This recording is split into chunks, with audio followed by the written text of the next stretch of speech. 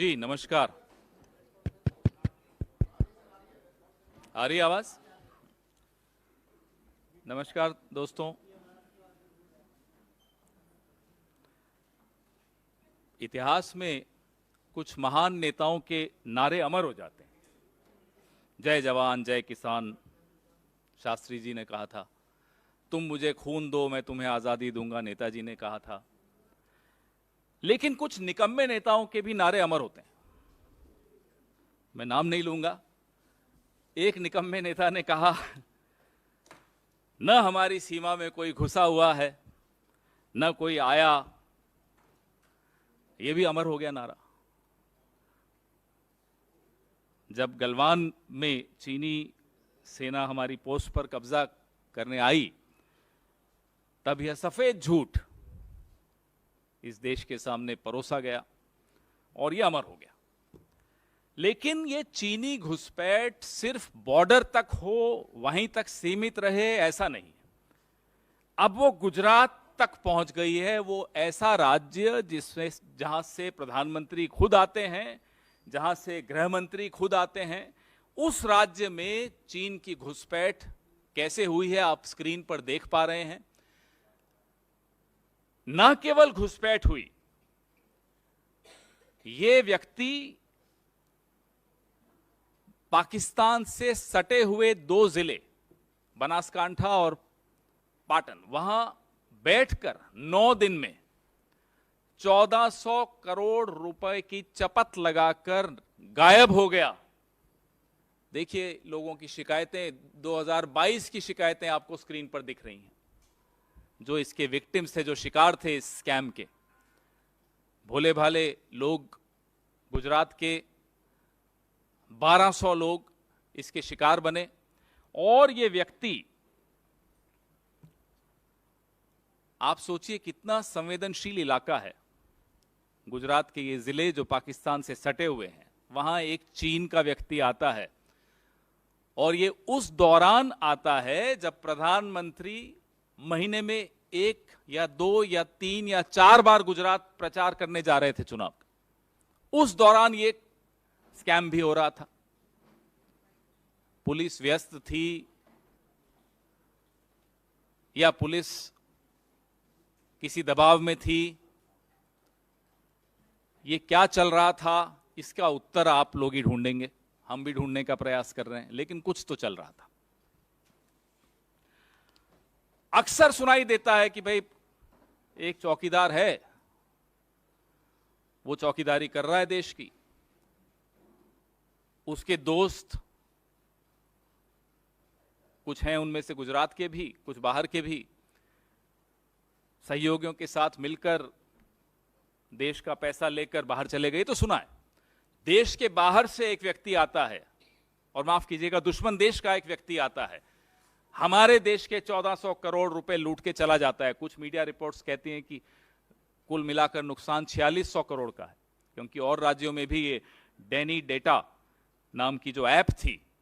और इस ऐप को प्रचारित कौन कर रहा है आप स्क्रीन पर देख रहे हैं। पुलिस बेचारी अपनी तरफ से तो नहीं प्रचारित कर रही होगी, उनको भी कहीं से निर्देश हुए होंगे।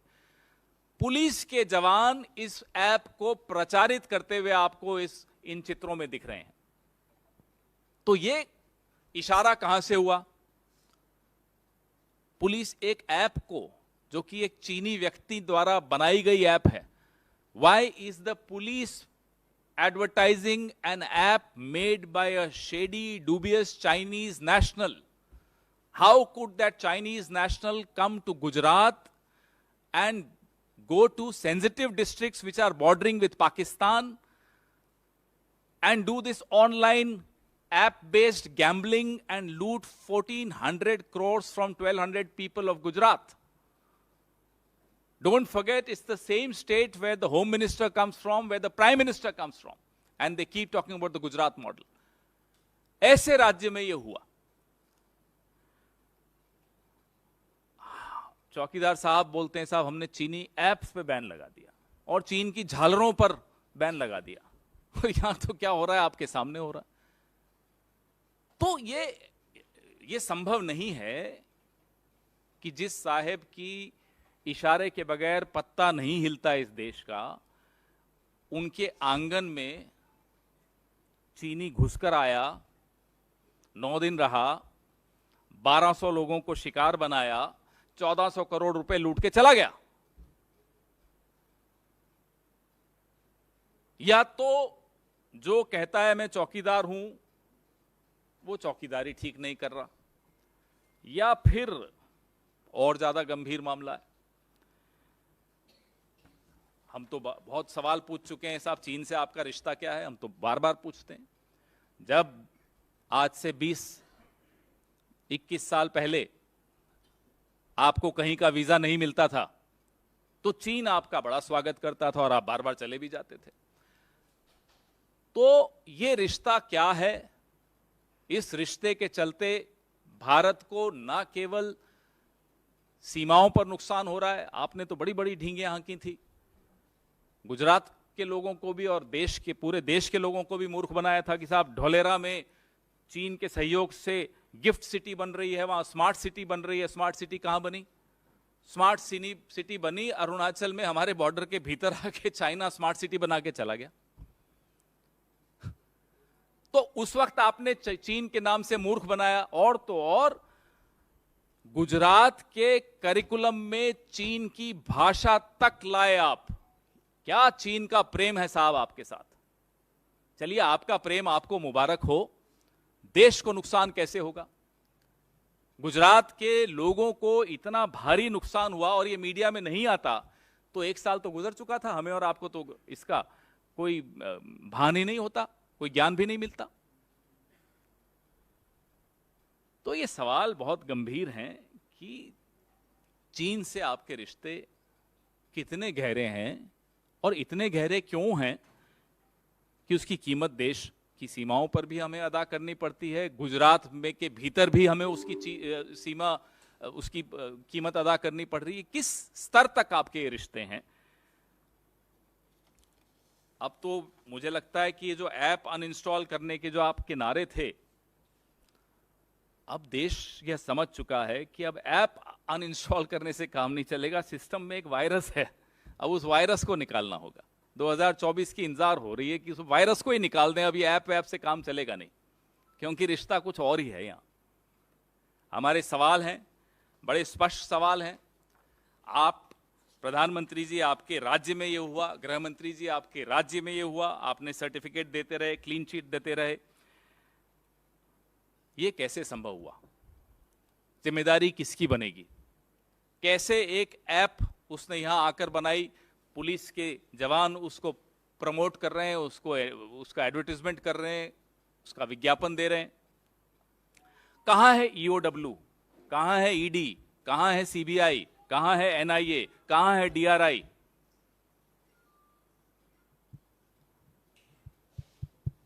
या सिर्फ ये तमाम एजेंसीज विपक्ष के लिए बनी हैं?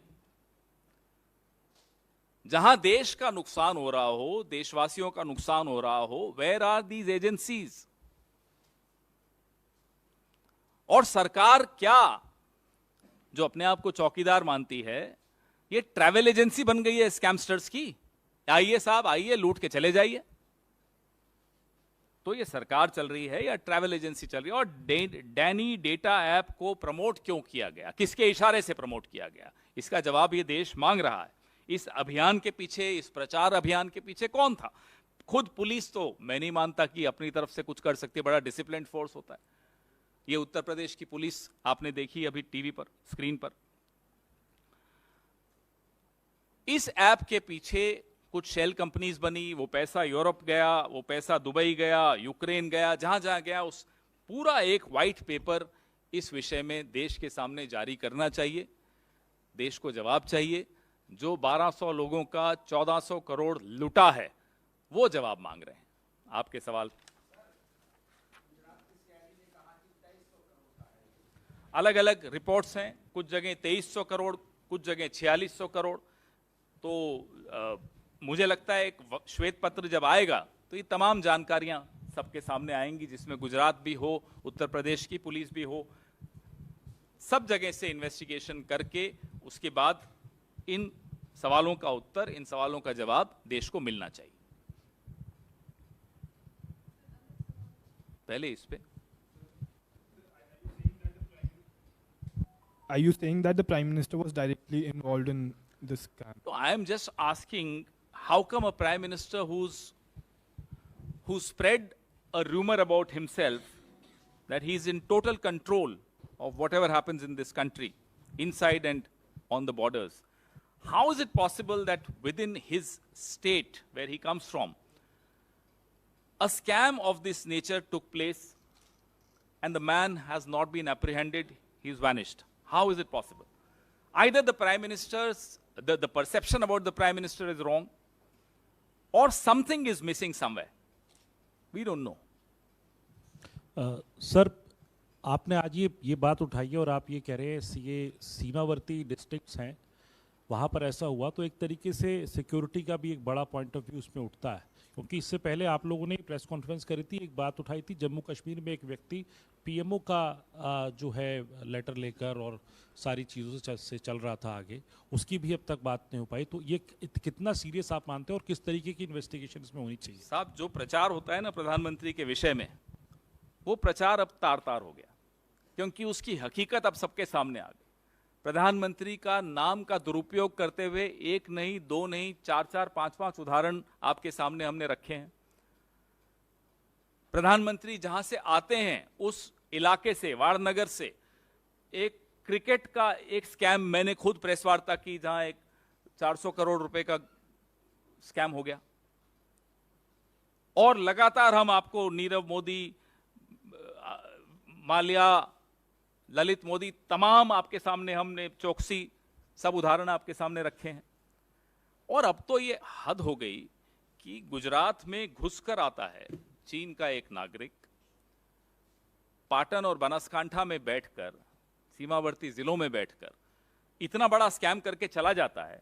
न वो गिरफ्तार होता है, न सरकार इस पर कोई उत्तर देती है। ये तो मीडिया का धन्यवाद है कि कुछ आया सामने, तो सबकी जानकारी में ये बात आई। तो प्रधानमंत्री के बारे में जो आप एक छवि बनाई गई है, वो छवि बिल्कुल झूठी छवि है। हकीकत यही है इस सरकार की और इस प्रधानमंत्री की, कि या तो इन्हें ज्ञान नहीं है क्या हो रहा है इनकी अपनी सरकार में, इनकी अपनी नाक के नीचे, और या ज्ञान है फिर भी हो रहा है। दोनों ही केसेस में सवाल बहुत गंभीर उठते हैं। या तो आप नाकाबिल हो, या आप जानते हुए भी आंखें और कान और मुंह बंद रखे हो। देश तो कीमत अदा कर रहा है।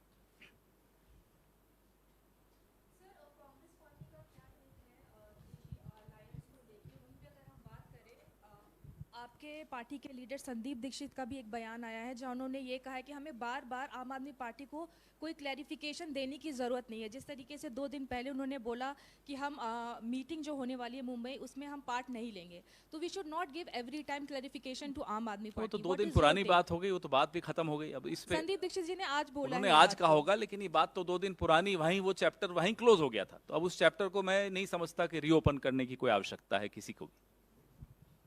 सर, कांग्रेस रिपीटेडली चाइना का मुद्दा उठा रही है, राहुल गांधी भी उठाते हैं, अभी लेह लद्दाख के टूर पे भी है। क्या राहुल गांधी उन एरियाज़ को विजिट करेंगे या उनके आसपास के एरियाज़ को विजिट करेंगे जहां पर आप लोग बोल रहे हैं कि चाइना जो है वो इंट्रूड कर रहा है हमारी टेरिटरी में? क्या उस एरिया में भी जाने का कोई प्लान है? जहां राहुल जी या किसी को भी जाने की अनुमति है, वहां तो जाया ही जाता है। और उनका क्या कार्यक्रम है, किससे मिलेंगे, उन सब के बारे में विस्तृत जानकारी जब आपको देनी होगी ज़रूर देंगे हम लोग। लेकिन चीन एक गंभीर विषय है। चीन की जो बुरी नज़र है हमारी सीमाओं पर, उसका उत्तर हम देने में नाकामयाब रहे हैं as a country, as a government. इसमें किसी को कोई संशय नहीं है। बात की थी आपने लाल आंख दिखाने की, आपके अपने राज्य में घुसकर वो 1400 करोड़ का स्कैम करके निकल गए और आपको कुछ जानकारी नहीं थी, ये कैसे मान लें हम? तो सवाल बहुत गंभीर है चीन पर, और चीन से प्रधानमंत्री के जो रिश्ते हैं, वो रिश्ते भी बहुत बड़ा प्रश्न चिन्ह खड़ा करते हैं। सर, इंडिया जो अलायंस हुआ है, ये लोकसभा चुनाव 2024 के लिए हुआ है या फिर अपकमिंग जो 5 राज्यों में विधानसभा है उनके लिए भी है? और दूसरा सवाल है सर, कल एमपी और छत्तीसगढ़ की बीजेपी ने पहली लिस्ट जारी की है, ऐसा पहली बार हुआ है? पहले कांग्रेस अक्सर करती आ रही है, क्या कहेंगे इसको लेकर के? वो कितनी लिस्टें, कितनी कभी भी निकाल दें, उससे क्या फर्क पड़ता है? हारने का तो दिन एक ही है ना, फिक्स्ड। रिजल्ट तो ऐसा नहीं ना कि पहले आ जाएगा उनके लिए, उनकी हार तो उसी दिन होगी जिस दिन हमारी जीत होगी, वो तारीख नहीं बदली जा सकती। पहला सवाल आपका बड़ा रोचक है। इंडिया अलायंस आने वाले लोकसभा की लिए एक स्ट्रैटेजी बना रहे हैं कि किस तरह से इस सरकार को शिकस्त दें। बड़ा स्पष्ट है, बार बार ये दोहराया जा चुका है। पवन जी, एक सवाल ये है कि जो दो तीन चीज़ें आ रही हैं, एक तो अन अकेडमी वाला एक मसला आया है, एक अशोका यूनिवर्सिटी को लेकर के भी आया, वहाँ के कुछ प्रोफेसर्स ने एक स्टेटमेंट जारी किया। ये जो शिक्षा जगत से जुड़ी हुई जो चीज़ें चल रही हैं, कुछ स्टेटमेंट्स को लेकर के, उसको आपकी पार्टी का क्या उस पर रुख है, देखिए किस साहब, तरीके से जहां तक मैंने उस अध्यापक की बात सुनी, वीडियो देखा, तो उसने तो किसी का नाम नहीं लिया, उसने तो अनपढ़ नेता बोला। अब कोई पर्सनली ले लेता है तो उसमें तो कोई क्या कर सकता है। उनको क्यों लगा उन्हीं के बारे में बात हो रही है? इन्हें तो नहीं लगा, हमें तो नहीं लगा, कांग्रेस में से तो किसी को नहीं लगा। भाजपा को क्यों लगा कि उन्हीं के नेता की बात हो रही है? और शिक्षा से, शिक्षण जगत से ऐसा क्या दुश्मनी है इनकी कि जब से सरकार में आए हैं साहेब, यूनिवर्सिटीज के पीछे पड़े हुए हैं। वो उस्मानिया यूनिवर्सिटी हो, जवाहरलाल नेहरू विश्वविद्यालय हो, अलीगढ़ मुस्लिम यूनिवर्सिटी हो, अशोका यूनिवर्सिटी हो, प्राइवेट एकेडमीज हो, जहां देखो यूनिवर्सिटीज पे इनको जैसे विशेष दुश्मनी है कि जहां ज्ञान हो।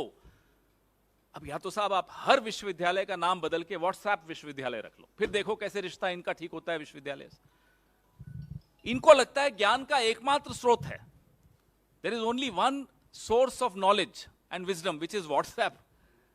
तो जब कोई व्हाट्सएप से इतना प्रभावित हो तो जाहिर सी बात है उसको विश्वविद्यालयों से और ज्ञान के इन मंदिरों से दुश्मनी होगी।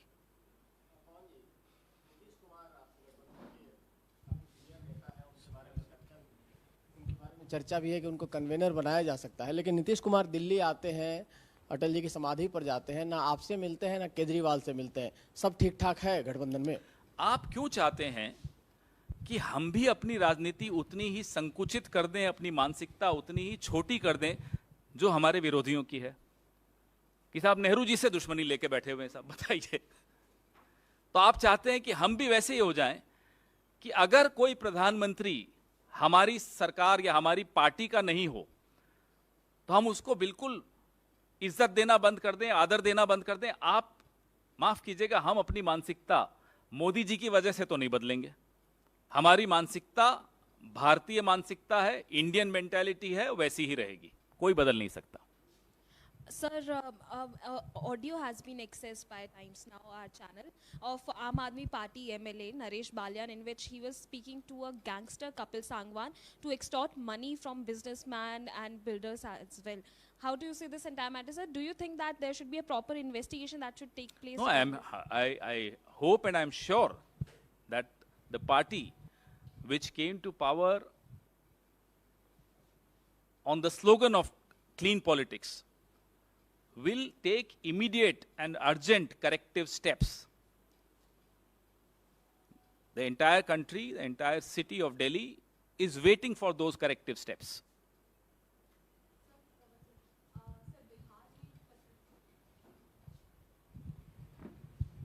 सर, बिहार के अररिया में एक पत्रकार की गोली मारकर हत्या कर दी, और कल ही मुख्यमंत्री नीतीश कुमार का एक बयान आया था जिसमें उन्होंने कहा था कि अपराध कम हो रहा है। अब बीजेपी इस पर ये कह रही है कि जंगल राज को जनता राज बताया जा रहा है बिहार में, और लगातार इससे कुछ दिन पहले ही एक पुलिसकर्मी की भी हत्या की गई थी। लगातार जो बढ़ते हुए अपराध हैं, इस पर क्या कहना है सर? कांग्रेस पार्टी की तरफ से श्रद्धांजलि दैनिक जागरण के उस पत्रकार को जिसकी आज हत्या हुई अररिया में।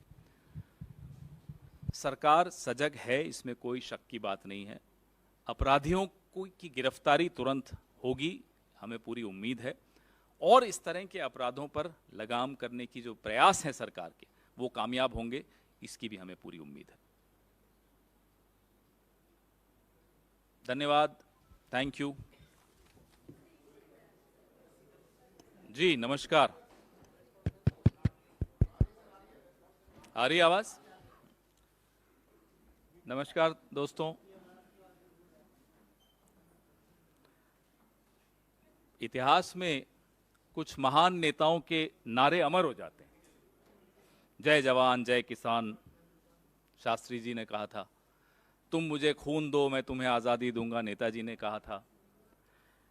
लेकिन कुछ निकम्मे नेताओं के भी नारे अमर होते हैं। मैं नाम नहीं लूंगा। एक निकम्मे नेता ने कहा, न हमारी सीमा में कोई घुसा हुआ है, न कोई आया। यह भी अमर हो गया नारा। जब गलवान में चीनी सेना हमारी पोस्ट पर कब्जा करने आई, तब यह सफेद झूठ इस देश के सामने परोसा गया और यह अमर हो गया। लेकिन यह चीनी घुसपैठ सिर्फ बॉर्डर तक हो, वहीं तक सीमित रहे, ऐसा नहीं। अब वो गुजरात तक पहुंच गई है। वो ऐसा राज्य जिसमें जहां से प्रधानमंत्री खुद आते हैं, जहां से गृह मंत्री खुद आते हैं, उस राज्य में चीन की घुसपैठ कैसे हुई है आप स्क्रीन पर देख पा रहे हैं। न केवल घुसपैठ हुई, ये व्यक्ति पाकिस्तान से सटे हुए 2 जिले बनासकांठा और पाटन, वहां बैठकर 9 दिन में 1400 करोड़ रुपए की चपत लगाकर गायब हो गया। देखिए लोगों की शिकायतें, 2022 की शिकायतें आपको स्क्रीन पर दिख रही हैं, जो इसके विक्टिम्स थे, जो शिकार थे इस स्कैम के। भोले भाले लोग, गुजरात के 1200 लोग इसके शिकार बने। और ये व्यक्ति, आप सोचिए कितना संवेदनशील इलाका है गुजरात के ये जिले जो पाकिस्तान से सटे हुए हैं। वहां एक चीन का व्यक्ति आता है और ये उस दौरान आता है जब प्रधानमंत्री महीने में 1 या 2 या 3 या 4 बार गुजरात प्रचार करने जा रहे थे चुनाव का। उस दौरान ये स्कैम भी हो रहा था। पुलिस व्यस्त थी या पुलिस किसी दबाव में थी, ये क्या चल रहा था, इसका उत्तर आप लोग ही ढूंढेंगे। हम भी ढूंढने का प्रयास कर रहे हैं, लेकिन कुछ तो चल रहा था। अक्सर सुनाई देता है कि भाई एक चौकीदार है, वो चौकीदारी कर रहा है देश की, उसके दोस्त कुछ हैं, उनमें से गुजरात के भी, कुछ बाहर के भी, सहयोगियों के साथ मिलकर देश का पैसा लेकर बाहर चले गए। तो सुना है देश के बाहर से एक व्यक्ति आता है, और माफ कीजिएगा दुश्मन देश का एक व्यक्ति आता है, हमारे देश के 1400 करोड़ रुपए लूट के चला जाता है। कुछ मीडिया रिपोर्ट्स कहती हैं कि कुल मिलाकर नुकसान 4600 करोड़ का है, क्योंकि और राज्यों में भी ये डेनी डेटा नाम की जो ऐप थी। और इस ऐप को प्रचारित कौन कर रहा है आप स्क्रीन पर देख रहे हैं। पुलिस बेचारी अपनी तरफ से तो नहीं प्रचारित कर रही होगी, उनको भी कहीं से निर्देश हुए होंगे। पुलिस के जवान इस ऐप को प्रचारित करते हुए आपको इन चित्रों में दिख रहे हैं। तो ये इशारा कहां से हुआ? पुलिस एक ऐप को, जो कि एक चीनी व्यक्ति द्वारा बनाई गई ऐप है, why is the police advertising an app made by a shady, dubious Chinese national? How could that Chinese national come to Gujarat and go to sensitive districts which are bordering with Pakistan and do this online app-based gambling and loot 1400 crores from 1200 people of Gujarat?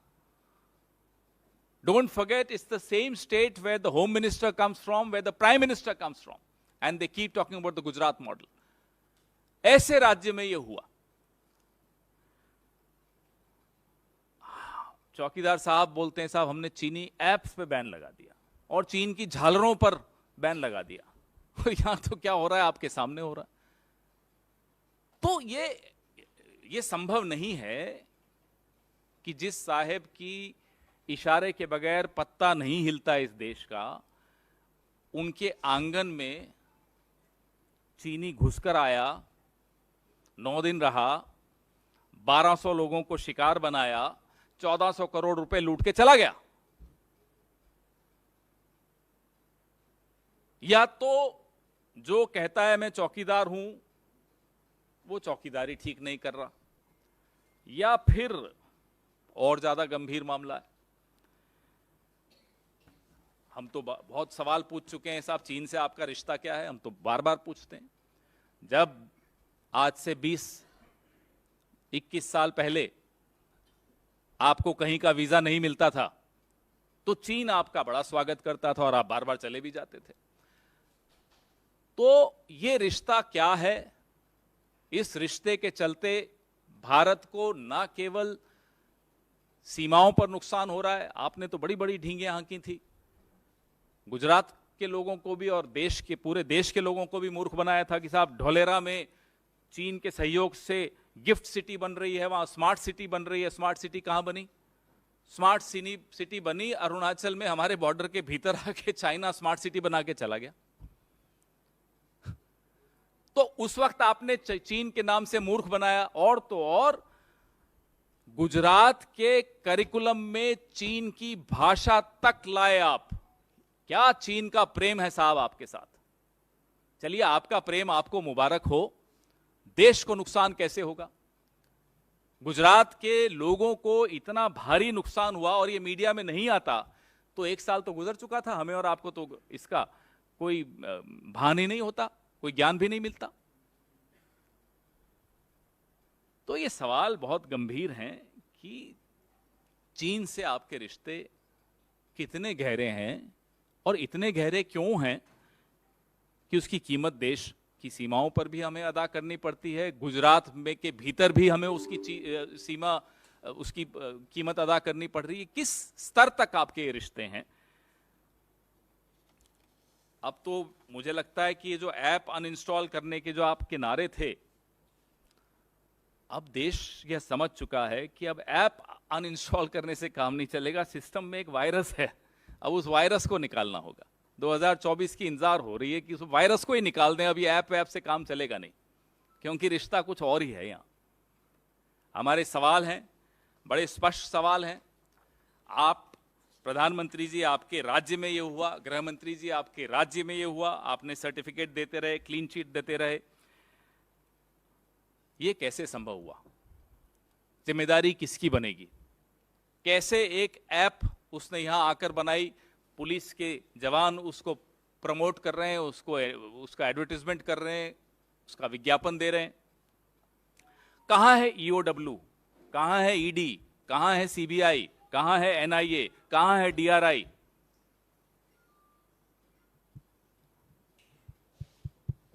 या सिर्फ ये तमाम agencies विपक्ष के लिए बनी हैं? जहां देश का नुकसान हो रहा हो, देशवासियों का नुकसान हो रहा हो, वेयर आर दीज एजेंसीज? और सरकार क्या, जो अपने आप को चौकीदार मानती है, ये ट्रैवल एजेंसी बन गई है स्कैमस्टर्स की? आइए साहब, आइए, लूट के चले जाइए। तो ये सरकार चल रही है या ट्रैवल एजेंसी चल रही है? और डैनी डेटा ऐप को प्रमोट क्यों किया गया, किसके इशारे से प्रमोट किया गया? इसका जवाब ये देश मांग रहा है। इस अभियान के पीछे, इस प्रचार अभियान के पीछे कौन था? खुद पुलिस तो मैं नहीं मानता कि अपनी तरफ से कुछ कर सकती है, बड़ा डिसिप्लिन्ड फोर्स होता है। ये उत्तर प्रदेश की पुलिस आपने देखी अभी टीवी पर, स्क्रीन पर। इस ऐप के पीछे कुछ शेल कंपनीज बनी, वो पैसा यूरोप गया, वो पैसा दुबई गया, यूक्रेन गया, जहां जहां गया, उस पूरा एक व्हाइट पेपर इस विषय में देश के सामने जारी करना चाहिए। देश को जवाब चाहिए। जो 1200 लोगों का 1400 करोड़ लुटा है, वो जवाब मांग रहे हैं। आपके सवाल अलग अलग रिपोर्ट्स हैं, कुछ जगह 2300 करोड़, कुछ जगह 4600 करोड़। तो मुझे लगता है एक श्वेत पत्र जब आएगा तो ये तमाम जानकारियां सबके सामने आएंगी, जिसमें गुजरात भी हो, उत्तर प्रदेश की पुलिस भी हो, सब जगह से इन्वेस्टिगेशन करके उसके बाद इन सवालों का उत्तर, इन सवालों का जवाब देश को मिलना चाहिए। पहले इस पे Are you saying that the Prime Minister was directly involved in this scam? So I am just asking, how come a prime minister who spread a rumor about himself that he is in total control of whatever happens in this country, inside and on the borders. How is it possible that within his state, where he comes from, a scam of this nature took place and the man has not been apprehended, he's vanished? How is it possible? Either the Prime Minister's, the perception about the Prime Minister is wrong, or something is missing somewhere. We don't know. Sir, आपने आज ये बात उठाई है और आप ये कह रहे हैं ये सीमावर्ती डिस्ट्रिक्ट्स हैं, वहाँ पर ऐसा हुआ तो एक तरीके से सिक्योरिटी का भी एक बड़ा पॉइंट ऑफ व्यू उसमें उठता है, क्योंकि इससे पहले आप लोगों ने प्रेस कॉन्फ्रेंस करी थी, एक बात उठाई थी, जम्मू कश्मीर में एक व्यक्ति पीएमओ का जो है लेटर लेकर और सारी चीज़ों से चल रहा था आगे, उसकी भी अब तक बात नहीं हो पाई। तो ये कितना सीरियस आप मानते हैं और किस तरीके की इन्वेस्टिगेशन इसमें होनी चाहिए? साहब, जो प्रचार होता है ना प्रधानमंत्री के विषय में, वो प्रचार अब तार तार हो गया, क्योंकि उसकी हकीकत अब सबके सामने आ गई। प्रधानमंत्री का नाम का दुरुपयोग करते हुए एक नहीं, दो नहीं, चार, पांच उदाहरण आपके सामने हमने रखे हैं। प्रधानमंत्री जहां से आते हैं उस इलाके से, वारनगर से, एक क्रिकेट का एक स्कैम मैंने खुद प्रेस वार्ता की, जहां एक 400 करोड़ रुपए का स्कैम हो गया। और लगातार हम आपको नीरव मोदी, माल्या, ललित मोदी, तमाम आपके सामने हमने, चौकसी, सब उदाहरण आपके सामने रखे हैं। और अब तो ये हद हो गई कि गुजरात में घुसकर आता है चीन का एक नागरिक, पाटन और बनासकांठा में बैठकर, सीमावर्ती जिलों में बैठकर इतना बड़ा स्कैम करके चला जाता है। न वो गिरफ्तार होता है, न सरकार इस पर कोई उत्तर देती है। ये तो मीडिया का धन्यवाद है कि कुछ आया सामने तो सबकी जानकारी में ये बात आई। तो प्रधानमंत्री के बारे में जो आप एक छवि बनाई गई है, वो छवि बिल्कुल झूठी छवि है। हकीकत यही है इस सरकार की और इस प्रधानमंत्री की कि या तो इन्हें ज्ञान नहीं है क्या हो रहा है इनकी अपनी सरकार में, इनकी अपनी नाक के नीचे, और या ज्ञान है फिर भी हो रहा है। दोनों ही केसेस में सवाल बहुत गंभीर उठते हैं। या तो आप नाकाबिल हो, या आप जानते हुए भी आंखें और कान और मुंह बंद रखे हो। देश तो कीमत अदा कर रहा है।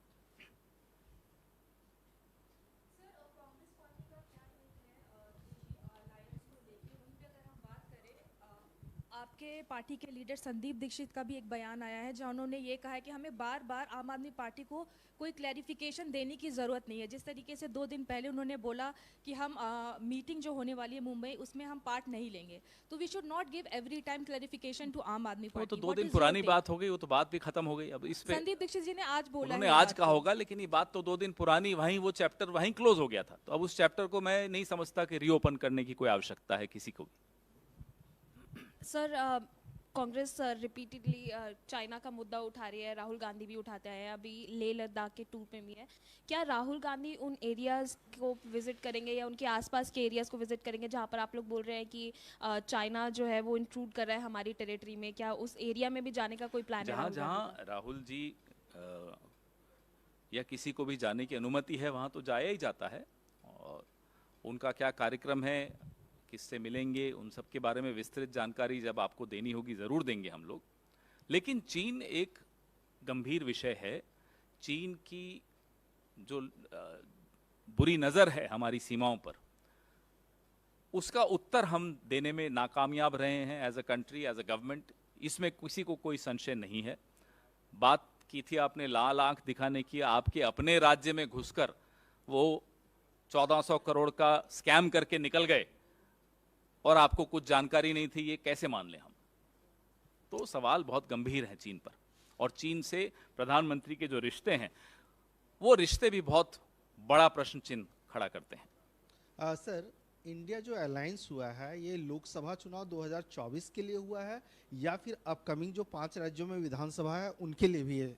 और दूसरा सवाल है सर, कल एमपी और छत्तीसगढ़ की बीजेपी ने पहली लिस्ट जारी की है, ऐसा पहली बार हुआ है? पहले कांग्रेस अक्सर करती आ रही है, क्या कहेंगे इसको लेकर के? वो कितनी लिस्टें कितनी कभी भी निकाल दें, उससे क्या फर्क पड़ता है? हारने का तो दिन एक ही है ना, फिक्स्ड। रिजल्ट तो ऐसा नहीं ना कि पहले आ जाएगा उनके लिए। उनकी हार तो उसी दिन होगी जिस दिन हमारी जीत होगी, वो तारीख नहीं बदली जा सकती। पहला सवाल आपका बड़ा रोचक है इंडिया अलायंस आने वाले लोकसभा की लिए एक स्ट्रैटेजी बना रहे हैं कि किस तरह से इस सरकार को शिकस्त दें। बड़ा स्पष्ट है, बार बार ये दोहराया जा चुका है। पवन जी, एक सवाल ये है कि जो दो तीन चीज़ें आनी है, एक तो अन अकेडमी वाला एक मसला आया है, एक अशोका यूनिवर्सिटी को लेकर के भी आया, वहाँ के कुछ प्रोफेसर्स ने एक स्टेटमेंट जारी किया। ये जो शिक्षा जगत से जुड़ी हुई जो चीज़ें चल रही हैं, कुछ स्टेटमेंट्स को लेकर के, उसको आपकी पार्टी का क्या उस पर रुख है, किस तरीके से? जहाँ तक मैंने उस अध्यापक की बात सुनी, वीडियो देखा, तो उसने तो किसी का नाम नहीं लिया, उसने तो अनपढ़ नेता बोला। अब कोई पर्सनली ले लेता है तो उसमें तो कोई क्या कर सकता है। उनको क्यों लगा उन्हीं के बारे में बात हो रही है? इन्हें तो नहीं लगा, हमें तो नहीं लगा, कांग्रेस में से तो किसी को नहीं लगा। भाजपा को क्यों लगा कि उन्हीं के नेता की बात हो रही है? और शिक्षा से, शिक्षण जगत से ऐसा क्या दुश्मनी है इनकी कि जब से सरकार में आए हैं साहेब, यूनिवर्सिटीज के पीछे पड़े हुए हैं। वो उस्मानिया यूनिवर्सिटी हो, जवाहरलाल नेहरू विश्वविद्यालय हो, अलीगढ़ मुस्लिम यूनिवर्सिटी हो, अशोका यूनिवर्सिटी हो, प्राइवेट एकेडमीज हो, जहां देखो यूनिवर्सिटीज पे इनको जैसे विशेष दुश्मनी है कि जहां ज्ञान हो। अब या तो साहब आप हर विश्वविद्यालय का नाम बदल के व्हाट्सएप विश्वविद्यालय रख लो, फिर देखो कैसे रिश्ता इनका ठीक होता है विश्वविद्यालय से। इनको लगता है ज्ञान का एकमात्र स्रोत है, there is only one source of knowledge and wisdom which is WhatsApp. तो जब कोई व्हाट्सएप से इतना प्रभावित हो तो जाहिर सी बात है उसको विश्वविद्यालयों से और ज्ञान के इन मंदिरों से दुश्मनी होगी।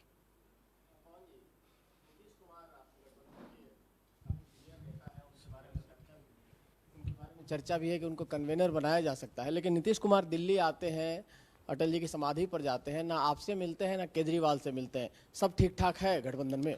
आप क्यों चाहते हैं कि हम भी अपनी राजनीति उतनी ही संकुचित कर दें, अपनी मानसिकता उतनी ही छोटी कर दें जो हमारे विरोधियों की है?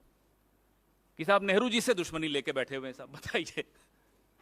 तो आप चाहते हैं कि हम भी वैसे ही हो जाएं कि अगर कोई प्रधानमंत्री हमारी सरकार या हमारी पार्टी का नहीं हो तो हम उसको बिल्कुल इज्जत देना बंद कर दें, आदर देना बंद कर दें? आप माफ कीजिएगा, हम अपनी मानसिकता मोदी जी की वजह से तो नहीं बदलेंगे। हमारी मानसिकता भारतीय मानसिकता है, इंडियन मेंटालिटी है, वैसी ही रहेगी, कोई बदल नहीं सकता।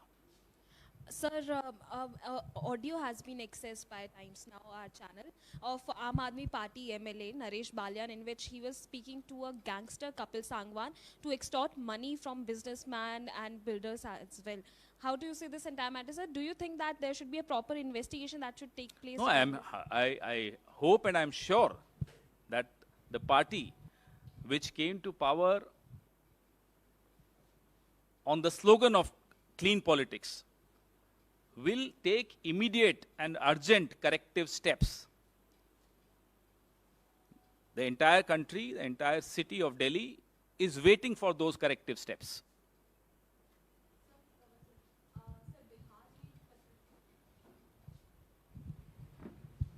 सर, बिहार के अररिया में एक पत्रकार की गोली मारकर हत्या कर दी और कल ही मुख्यमंत्री नीतीश कुमार का एक बयान आया था जिसमें उन्होंने कहा था कि अपराध कम हो रहा है।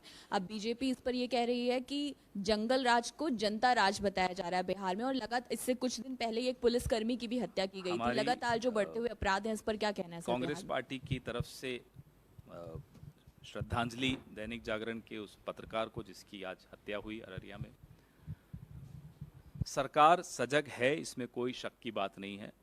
अपराधियों की गिरफ्तारी तुरंत होगी, हमें पूरी उम्मीद है, और इस तरह के अपराधों पर लगाम करने की जो प्रयास है सरकार के, वो कामयाब होंगे, इसकी भी हमें पूरी उम्मीद है।